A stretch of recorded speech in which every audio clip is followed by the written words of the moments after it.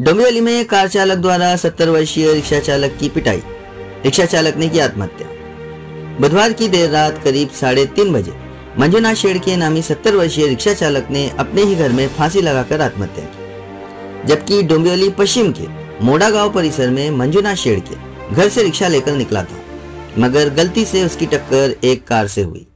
Car वाले आकाश म्हात्रे ने rickshaw चालक शेड़के को बुरी तरह पीटा और उसको बंदी बनाकर रखा, जबकि शेड़के की रिक्शा भी जब्त कर दी। रात करीब 3:30 बजे उसको छोड़ दिया। शेड़के इस 70 साल के रिक्शा चालक ने घर आकर आत्महत्या कर दी। रिक्शा चालक के परिवार वालों ने कार के मालिक म्हात्रे पर सख्त कार्रवाई की मांग की।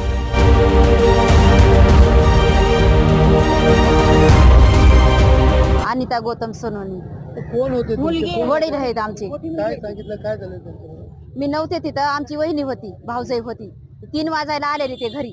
3 वाजायला आले ते बोलले, सुनाला बोलले अशानं असं गाडी ठोकली, काहीतरी लुस्कान झाली माझ्याच्यानं, रात्रभर मी तिकडच होतो असं बोलले। मग ती बोलली झोपा, सकाळी बघू बोलले ना, झोपले, सगळे झोपले आणि पलीकड किचन मध्ये जाऊन तसं झालं त्यांचं।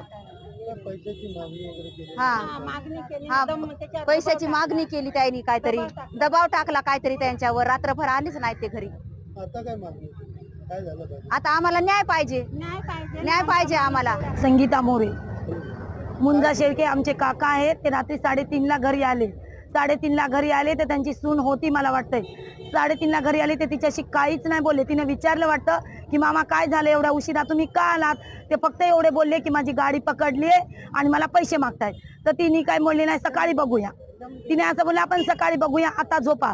नंतर ते झोपले आणि ही झोपून गेली। त्याच्यानंतर जे सकाळी उठून बघितलं, त्यांची बायको भाजी विकायला जाते, तर त्या रिक्षावर त्यांना घ्यायला येत होत्या। तर त्यांनी विचारलं की कुठे गेले। नंतर मी म्हणलं जरा घरात बघा, बाथरूमला गेले असतात, कुठे गेले असतात, घरात चेक करा। जेव्हा त्यांनी बघितलं तर ते डायरेक्ट लटकलेले मिळाले आणि नंतर ओरडाओरड झाली आणि आम्हाला कळालं त्यांच्यासोबत जो मुलगा होता तो म्हणला त्यांची गाडी रात्री ठोकली होती। तर माझं काय म्हणणं आहे, आपण पोलीस स्टेशन बनवलंय ना, कुणाची काय प्रॉब्लेम आहे? आपलं पोलीस स्टेशन मध्ये यायचं काम आहे। आमची गाडी ठोकली किंवा काय झालं, आमचा एवढा खर्च आहे, आम्हाला भरून द्या शासनाकडून, किंवा पोलीस स्टेशन मध्ये येऊन सांगायचं आमच्या गाडी एवढी महागाची, त्यांचा खर्च तुम्ही भरून द्या। त्यांचं सांगायचं काम, जर त्यांनी नसता दिला त्यांच्या नातेवाईकाला कॉल करा तुम्ही की आमची गाडी महागाची आहे, 50,000 खर्च आलाय किंवा 20,000 आलाय, ते तुमची करा। तुम्ही नाही केला असता तर नंतर काय एवढं त्यांच्यावर काय डिप्रेशन आलं की त्यांनी डायरेक्ट गळफास लावून घेतला? असं काय त्यांच्यामध्ये बोलणं झालं की डायरेक्ट गळफासापर्यंत प्रयत्न गेला? विचार करा तुम्ही, एवढा डिप्रेशन मध्ये कसे काय ते गेले, सांगा बरं तुम्ही।